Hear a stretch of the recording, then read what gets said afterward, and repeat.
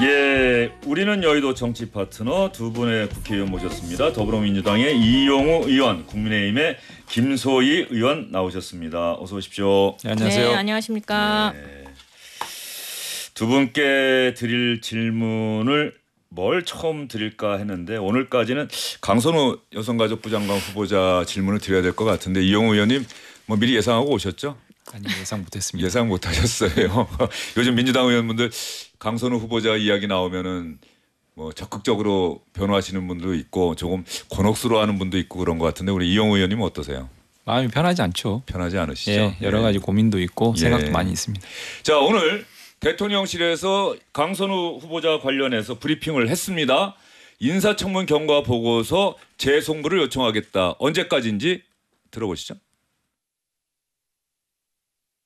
네, 강선우 장관 후보자에 대해서는 아마도 오늘 인사청문 보고소에 대한 재송부 요청이 되지 않을까 싶습니다. 재송부 기한은 기한으로 설정되어 있는 건 열흘입니다. 제가 알기로는 따로 윤석열 정부처럼 뭐 다음 날, 다다음 날 이런 방식으로 기한을 재설정하지 않을 것으로 알고 있던데 그 부분은 제가 정확한 확인을 나중에 사후에 드리겠습니다. 강선우 장관 후보자님은 이제 여연 비롯해서 90여 개 여성 단체에서도 좀 부적격한 분이다라고 입장을 냈는데 그래도 이런 부분까지 대통령께서 고려하시고 재송부를 요청을 하시는 건지 여쭙고 싶습니다. 네, 오늘 아마 여가부 장관, 강선우 장관 후보자에 대한 인사청문회 보고 재송부 요청이 갈 겁니다. 네. 예, 아침 오전 브리핑이어서 이 날짜가 명기가 안 됐는데 오후에 조금 전에 한두 시간쯤 전에 대통령실에서 24일. 모레까지 재송부해달라. 결국 윤석열 전 대통령 때와 비슷하게 이틀 준 거죠. 이틀. 네. 그리고 모레까지 만약에 국회에서 국민의힘이 응하지 않아서 보고서가 채택이 안 된다면은 그 다음 날부터는 언제든지 임명할 수 있는 그런 상황인데 이용호 의원님, 네. 저 지지자들이 또 당원분들이 거리를 지나시다가 지역구에 사시는 분들이 이 강선우 후보자 문제에 대해서는 우리 이 의원은 어떻게 생각하세요라고 질문하시면 어떻게 답변하고 계십니까? 질문을 못 받았습니다. 제가 요새 국정기획위원회 때문에 예. 지역을 제대로 돌보지 못해가지고 그러면 SBS 주영진의 뉴스 직격의 주영진 앵커가 이용호 의원님께 질문을 드리겠습니다. 강선우 후보자 이재명 대통령은 결정을 했어요. 임명하겠다는 뜻을 오늘 대외적으로 공개한 거나 다름없습니다. 어떻게 생각하십니까? 일단 재송부 요청을 했고요. 24일까지 좀 경과 보고 양 당의 의견들을 좀 충분하게 좀 들을 것 같고 국민들의 의견도 더 듣는 시간이 될 것 같고요. 재송부가 되건 되지 않건 그 이후에 최종적인 판단은 할 거라고 생각을 하고요. 지금 예단하는 것은 아직은 이르다 이런 생각은 들기도 하고요. 예, 그 시간표를 미리 뭔가 좀 예전하는 것은 조금 섭섭하고. 이 의원님 답변이 제가 예상하지 못했던 대목이네요. 그런데 지금 그 말씀 드리니까 저도 우상호 정무수석이 이틀 전에 브리핑을 할 때 이진숙 후보자 지명 철회만 브리핑을 했어요. 강선우 후보자 문제는 기자들 질문에 답변하는 과정에서 나왔는데 그런데 우상호 수석이 참 그렇게 답변했어요. 강선우 후보자는 임명하는 겁니까? 그렇습니다. 맞아요. 그렇게 답변을 했는데 이 의원님은 왜 아직까지 결정이 안 난 걸로? 뭐 결정이 안 났으니까요. 그냥 일반적인 얘기 한 겁니다. 일반론적인 원칙적인 이야기를 하신 거다. 통상적으로 보면 이제 재송부하고 재송부 과정에서 여야 간에 또 이러저런 논의들을 하고 또 국민의 의견들을 청취하는 기간이 이제 부여되기 때문에 그런 것까지를 다 감안해서 최종 판단을 할 것이다. 그런 일반론적인 말씀드립니다.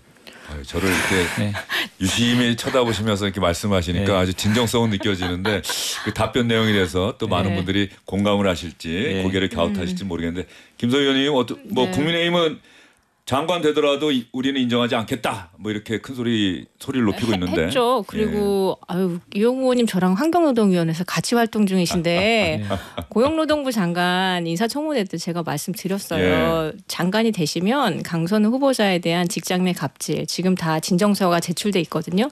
직장 내 갑질 그리고 재취업 방해 그리고 임금체불 다 고용노동부 소관 관할 사항이에요. 그거 장관 되시면 살펴보시겠다고 했고 지금 진정서 이미 제출돼서 접수돼 있습니다. 그래서 추 절차가 들어갈 텐데 그럼 그 문제에서 뭐 임명하시더라도 장관 되시고 나서도 계속 그 문제가 나올 텐데 걱정 안 되신지 잘 모르겠고 일단 이재명 정부가 이제 뭐 대통령 후보 경선 때 뭐 약자 보호, 성별이나 계급에 의해서 차별 없는 진짜 의를 보호하는 그런 진짜 대한민국을 만드시겠다고 했는데 일단 그거랑은 반대되는 행보를 하고 계셔가지고 뭐 네, 좀 안타깝습니다. 많이.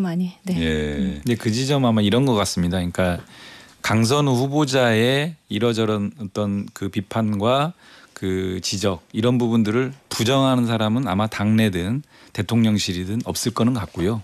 다만 이제 그런 거 포함해서 종합적으로 아마 이제 판단하는 과정들이 지금 진행 중이다 이렇게 보면 될 것 같고 마치 그런 부분조차도 우리는 인정하지 못하겠다 또는 그거에 대해서 옹호하겠다 뭐 이런 식으로 접근하는 사람이 과연 많이 있을까 그렇게 좀 봐주시는 게 오히려 좀 근데 실제로 오늘 아침에 문진석 의원님 발언 듣고 너무 깜짝 놀랐거든요. 예. 네, 그 보좌관은 식구처럼 해서 일반 갑질과는 조금 다르다는 멘트를 하셔가지고 일반 직장과는 다르다. 직장과는 그거 어떻게 다르죠?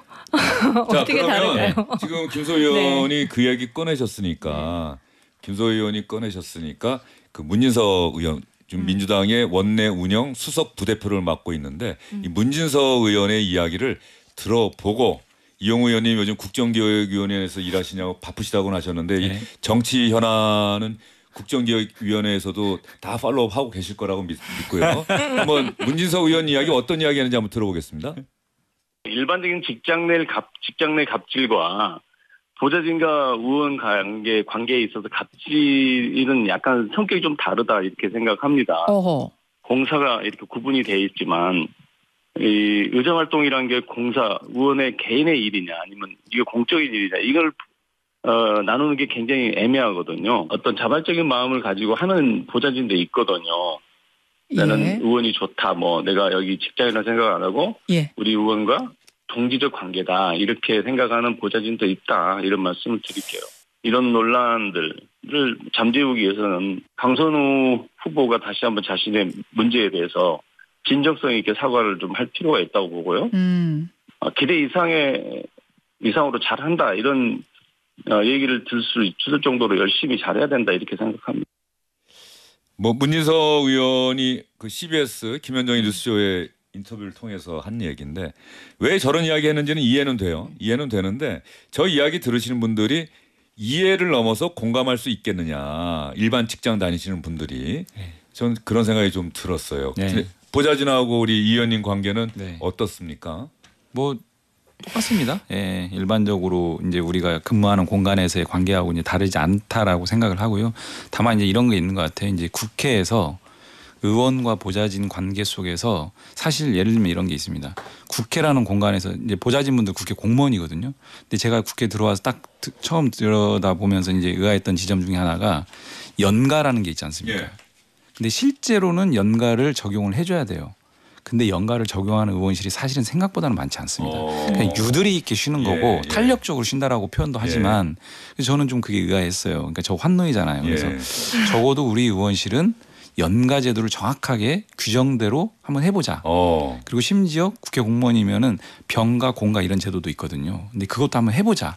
여기까지는 왔는데 1년 동안. 근데 사실은 여전히 아마 제가 알기로 어느 언론에서도 국회 보좌진들의 근무 조건이나 근무 실태를 계속 수년 동안 지적하는 것들이 계속 있어 왔거든요. 저는 그것 이번의 문제도 그 하나의 일단이라고 생각을 하고 그런 지점에서 보자면은 종합적으로 이런 부분들에 대해서는 충분하게 우리가 좀 들여다볼 부분이 있고 강선우 후보자 입장에서도 청문회 때 몇 차례 이제 그 사과랑 반성을 했거든요. 저는 그게 이제 진정성 있는 사과와 반성이라고 한다면은 자기 반성을 전제로 한 내용이었다라고 생각은 하고요.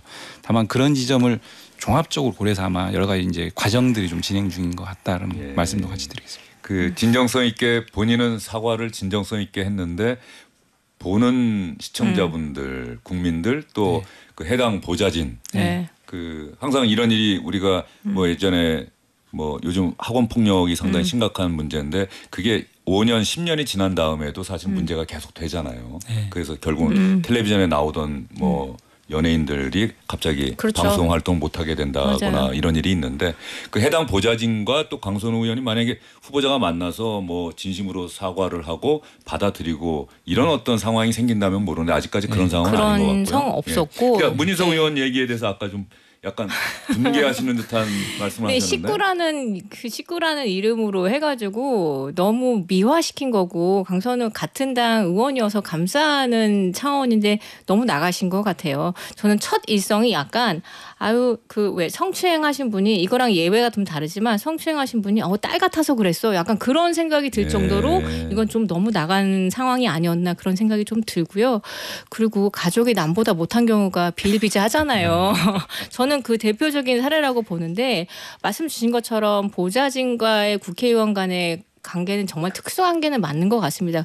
그럴수록 더 잘 해줘야 되는데 이 부분이 지금 이번에 처음으로 수면 위로 드러났고 그 수면 위로 드러난 부분에 대해서 아마 국회 내 이제 보좌진들에 대한 직장 내 갑질을 처음으로 좀 알리는 저는 제대로 지적하고 뭐 거기에 대한 법적 처벌을 해야 되는 사례로 남겨야 되지 않을까 그 정도 생각까지 하고 있습니다. 네. 두 분 국회의원 되시고 나서 사실은 이 의원실에서 함께 일할 보좌관, 비서관 사실 그 선발할 때가 제일 힘들잖아요. 맞아요. 내가 여기 전문가긴 한데 내가 또 어느 상임위를 갈지 모르고 그 상임위원회를 잘하는 이런 보좌진을 꾸려야 하는데 그리고 딱 꾸리고 나면 이제 정말로 그분들과 호흡을 잘 맞춰야 되는데 이게 상하관계라고 생각을 예전에 국회의원들은 그러셨던 것 같아요. 요즘 21대인가요? 지금 22대인가요? 네. 예. 22대. 22대 네. 국회의원분들은 안 그러실 것 같은데 그랬는데 강선호 후보자가 이제 이런 일이 있다고 하니까 사람들이 깜짝 놀란 거죠. 그렇죠. 네. 지금 보좌진하고 관계는 어떻습니까? 쉽지 않아요. 예. 네, 이제 국회 경력이 오랜 친구들이기 때문에 저도 기대는 것도 많고 국회에 돌아가는 것들은 오히려 그 보좌진들을 통해서 배우고 저는 정책을 요청하고 그 사이에 조율하는 게 쉽지 않거든요. 그래서 저희도 호흡을 맞춰가고 조율을 맞춰가는 과정이라서 그 굉장히 조심스럽죠.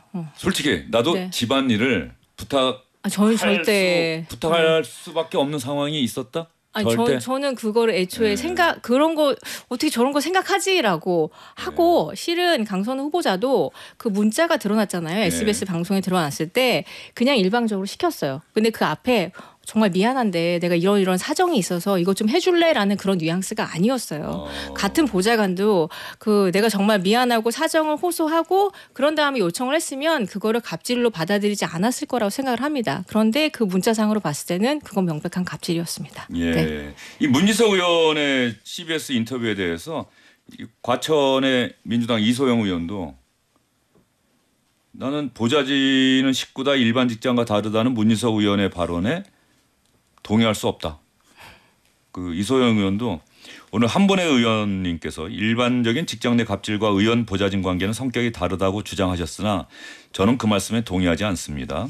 직장 상사와 직원의 관계, 의원과 보좌진의 관계는 한쪽이 인사권을 가지고 있고 서로 간 위계가 존재한다는 측면에서 본질적으로 같습니다. 다릅니다. 네. 따라서 두 경우 모두 인사권자의 요청을 상대방이 거절하기 어렵습니다. 우리가 법으로서 부당한 지시를 금지하는 이유이기도 합니다. 네. 이소영 의원의 발언에 우리 이 의원님은 더 동의하세요? 아니면 문희석 의원의 발언에 동의하세요? 그 사실은 이제 제가 국회 들어오기 전에 소위 말하는 노동 베이스로 이제 한 20여 년 동안 활동해왔습니다. 그런 과정에서 이제 노동자의 어떤 처지라든지 권리 이런 부분들을 이제 주되게 목소리를 내왔는데 국회에 쫙 들어왔잖아요. 소위 제가 사용자의 지위에 있는 셈이거든요. 그렇죠. 그래서 이제 의원과 보좌진 사이에서 수평적으로 서로 소통하면서 격의 없이 업무를 같이 추진해야 된다는 것과는 또 다른 별개로 분명히 소위 말하는 직장 내 괴롭힘의 요건 중에 우월적 지위라는 게 있거든요. 그 지점은 또 한편으로는 부정할 수는 없어요. 그것을 부정하는 순간 이 왜곡된 관계들이 이제 양산이 되는 겁니다. 그래서 저는 그러니까 업무를 함에 있어서 우리가 이제 그 격의 없이 소통하면서 일하는 것과 실제로 이런 부분에 있어서의 관계 정립을 우월적 지위라는 것을 통해서 어떤 왜곡된 문제가 발생하지 않도록 경계하는 것은 저는 이게 충돌한다고 보지 않거든요. 양립할 수 있고 그것을 충분하게 우리가 경계하면서 긴장하면서 지내야 된다고 생각을 하는데 저는 이번 사안을 보면서 저 스스로도 과연 내가 100% 우리 보좌진과의 관계 속에서 격의 없이 지내는 부분과 직장 내 괴롭힘이라고 하는 영역 속에서 100%좀 깔끔하게 장담할 수 있을까? 저 스스로도 좀 돌아보게 됐고요. 저는 강선우 후보자도 이 지점에 있어서는 굉장히 좀 뼈아프게 그런 부분들을 돌아보고 있지 않을까 이런 생각이 듭니다. 자, 이영우 민주당 의원도 지금 이 보좌진과 의원과의 관계, 의원의 우월적 지위 이건 인정을 해야 된다. 그걸 부인하고 그렇죠. 접근하게 되면 왜곡될 수밖에 없다. 그런 상황에서 강선우 후보자의 이른바 갑질 의혹 그리고 청문회 과정에서의 거짓 해명 이 부분은 강선우 후보자가 명쾌하게 다시 한번 사과할 필요성이 있다고 아까 문희석 의원도 이야기를 했는데 그럼에도 불구하고 야당의 반발 또 여성단체들의 반대 그리고 전 문재인 정부 때 여성가족부 장관이었던 정영애 전 장관의 추가 갑질 의혹 제기 하라면 하라는 대로 하지 왜 이렇게 말이 많습니까라고 했다는 강선우 후보자가 이런 부분들까지 다 알려진 상황에서 이재명 대통령은 그럼에도 불구하고 강선우 후보자를 임명하겠다. 자 그러면 감수하겠다는 뜻이잖아요. 그렇게밖에 해석이 안 되는데. 그러니까 민주당에서는 네. 강선우 후보자가 이 발달장애 자녀를 두고 있고 또 가족학 박사라고 하는 것 때문에 사실은 누구보다 여성가족부 장관을 잘할 수 있는 전문성이 있다. 또 이렇게 주장을 하고 있는 거예요. 그게 전문성이랑 좀 다르게 그 취약계층을 돌봐야 되는 부처 특성에 너무 안 맞는 분이시고 실제로 임명이 되더라도 제대로 일을 하실 수 있을까 저는 그게 가장 우려되는 지점이고 실제로 이런 부분에 대해서 여론이 굉장히 안 좋잖아요. 그 여론이 안 좋은 부분에 대해서 이걸 왜 감내하시는지 저는 그 지점이 가장 궁금하고 이걸 또 여당 지도부가 또 대통령의 임명권을 존중해야 한다면서 계속 방어를 해주시고 있는 이 부분이 정말 이해가 안 되는데 근데 또 여론은 바로 저는 나타나고 있다고 봅니다. 어쨌든 지지율은 떨어졌고 어제 나온 정기 여론조사에서 저는 한 3개월은 올라갈 줄 알았거든요. 근데 바로 이제 떨어지고 그래서 아 이거 윤석열 정부 때랑 똑같은 거 아니야라는 그런 반응이 이제 중도층에서 나왔기 때문에 이렇게 되는 거 아닌가 하는 그런 생각도 들고요. 이걸 다 감당할 뭐 의향이시라면 임명을 강행하는 거겠죠. 어제 이 자리에 나왔던 유인태 전 정무수석, 뭐 민주당 내부 사정을 잘 알고 있고 또 노무현 청와대에서 정무수석으로 일한 또 국회 경력도 많으시고 그렇게 이야기하더라고요. 이 현역 의원을 장관으로 임명하면 낙마를 하면 그 사람의 정치 인생이 끝난다. 근데 물론 제가 그런 질문 추가로 드리긴 했어요.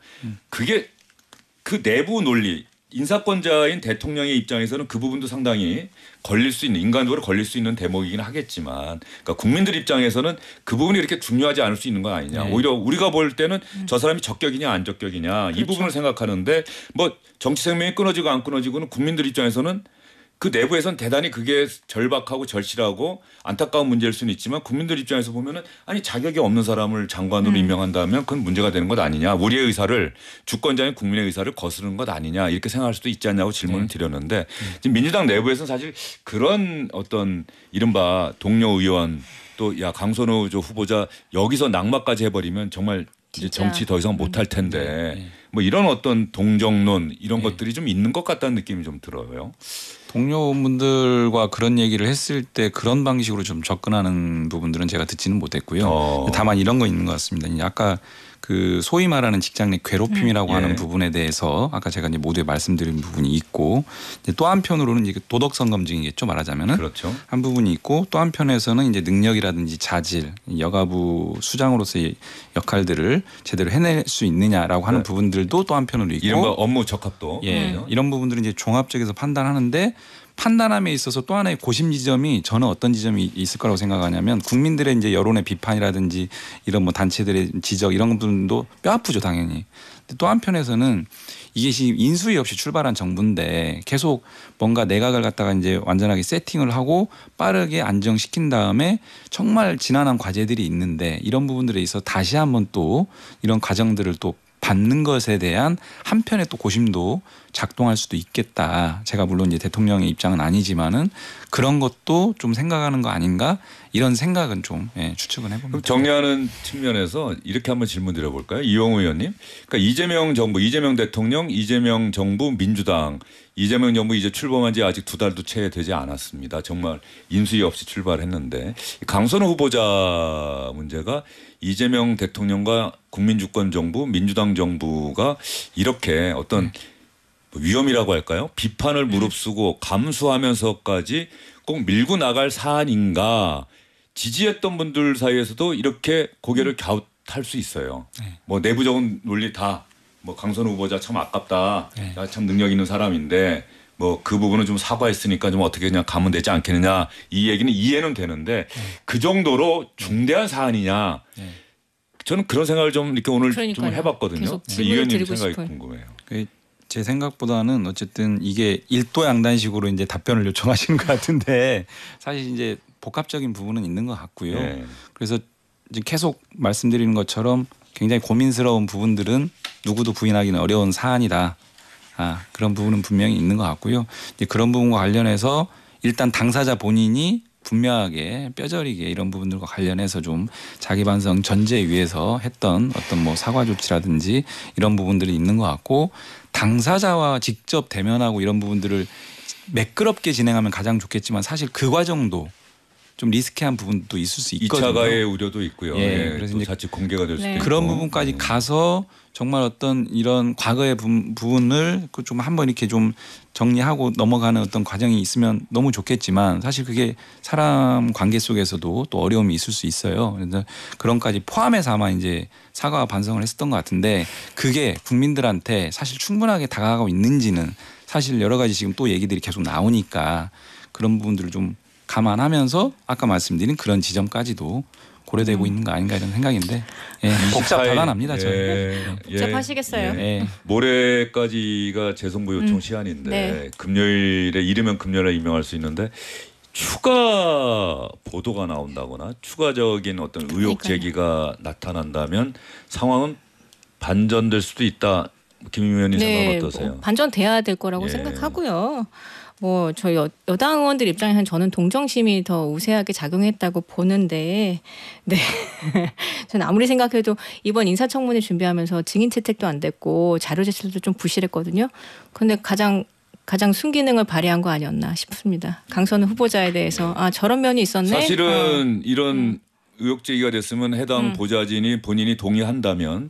뭐 증인이나 이렇게 참고인으로 나와서 사실 인사청문회 과정에서 사실 여부 또 그 자리에서 뭐 진솔한 사과가 이루어질 수도 있던 건데 그런 부분이 빠졌다. 증인 채택도 안 됐고 실은 이제 뭐 고용노동부에 진정서 낸 것도 다 갑을이라는 관계 때문에 그런지 굉장히 다 이제 저희 당 의원을 통해서 진정서가 제출됐고 실은 저희가 인사청문회 고용노동부 장관 인사청문회 할 때도 민주당 보좌진들 통해서 뭐 이 말씀 좀 해주시라는 요청들이 좀 많이 왔어요. 그래서 뭐 전직 보좌진 협회 협회장 성명서도 제가 읽어드렸고 이런 의견들에 대해서 민주당 의원님들이 말씀 안 하신 거에 대해서 저는 좀 매우 안타깝게 생각을 했죠. 알겠습니다. 이용우 의원님 좀 난처한 질문이 초반에 계속 많았는데 괜찮습니다. 그 여성가족부 조직 개편이 되면은 그때까지 뭐 시한부로 좀 짧게 하는 건 어떠냐 어제 그런 아이디어도 좀 나왔는데 그럴 가능성이 좀 있습니까? 그건 잘 모르겠습니다. 아주 명료하시고 아주 단호하시니까 모르는 건 모른다고 합니다. 알겠습니다. 자, 뭐 강준호 국민통합비서관은 자진 사퇴했다. 결과적으로 5.18 광주민주화운동 시민들을 폭도라고 표현한 것은 더 이상 아무리 저 보수 진영의 이야기를 듣기 위해서 영입했다고 하더라도 용인할 수 없는 수준이다. 결국 본인이 자진 사퇴하는 걸로 결정이 났고요. 국민의힘 이야기를 하나 해야겠어요.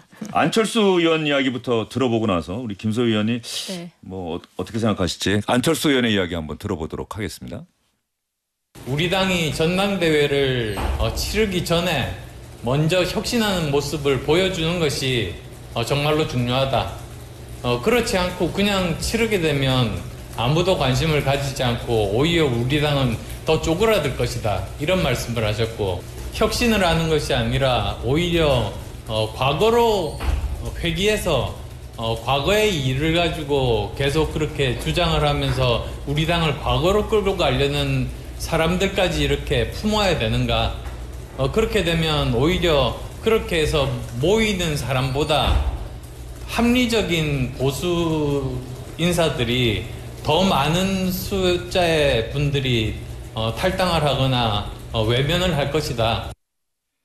안철수 의원의 영상 보셨는데 또 보면서 우리 두 의원님과도 이런저런 이야기를 나누긴 했는데 자 전한길 씨 성원석 원내대표는 뭔가 좀 약간 느낌이 다른 것 같아요. 그리고 인요한 전 혁신위원장도 뭐 다양한 사람들이 와야 되는데 뭐 전환기 씨 들어온 거 상관없다, 좋다, 오히려 이런 얘기하고 있고 안철수 의원이나 뭐 조경태 의원이나 한동훈 전 대표는 어떻게 이거 극우 프레임이 아니라 극우다, 우리가 극우가 돼가고 있는 거다라고 하는데 김소 의원님 생각은? 저는 안철수 의원님 생각에 좀 동의를 하고 기본적으로 전환기 씨가 주는 메시지가 두 가지가 있는데 부정선거를 옹호하고 계엄을 옹호하고 있잖아요. 저는 이 두 부분은 우리 당의 가치라기보다는 보수의 가치라기보다는 구구라고 생각을 합니다. 그런 차원에서 전환기 씨 입당을 뭐 온라인 입당으로 했다 치더라도 이분에 대해서 송원석 대표께서 저렇게 약간 뜨뜨미짓한 반응을 보이는 거에 대해서 저는 매우 속상하고 어쨌든 제 입장에서는 당원 당규 그러니까 당의 위신을 현격하게 떨어뜨리는 사람이라고 생각합니다. 네, 그래서 어떤 식으로든지 의지를 갖고 메시지를 좀 강한 메시지를 내주시는 게 지금 국민들이 보수를 지키려고 하는 괜찮은 합리적인 보수를 생각하는 국민들이 바라보기에 그게 적절한 것 같고 지금 굉장히 많이 걱정하시잖아요. 그래서 지금 국민의힘이 뭐 개혁하겠다, 혁신하겠다 하는데 그런 모습은 전혀 보이지 않고 계속 후퇴하는 모습을 보이고 있어서 저는 매우 심란합니다. 이 의원님은 전환기 씨라는 인물이 국민의힘에 입당하고 이게 기사가 되고 기사로 보셨을 텐데 뭐 어떤 느낌이 드셨어요? 다른 당 이야기이긴 하지만. 김소 의원께서 저렇게 말씀해 주셔가지고 제가 할 말이 별로 없는 것 같은데 지금 그러니까 친윤 반윤 이런 구도는 이제 없어진 것 같고요. 뭐 윤석열에 기대해서 정치할 만한 국힘 내 세력도 별로 없는 것 같고 도움도 안 될 것 같다는 생각이 드는데 이제는 그 자리를 전환길 씨로 이제 메꿔지는 상황인데 사실 우픈 현실인 것 같고요.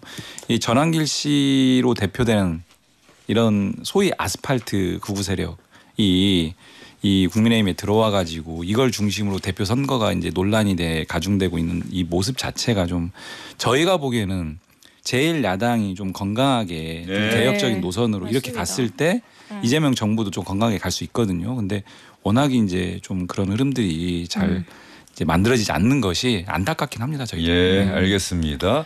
국민의힘 뭐 전당대회 한번 지켜보기로 하고요. 이재명 대통령 국민의 발언이 분량이 어느 정도 한 1분 정도 되면은 한번 들어보려고 하는데 이재명 대통령 오늘 이재명 대통령 국무회의 발언 한번 두 분 다 한번 들어보시죠.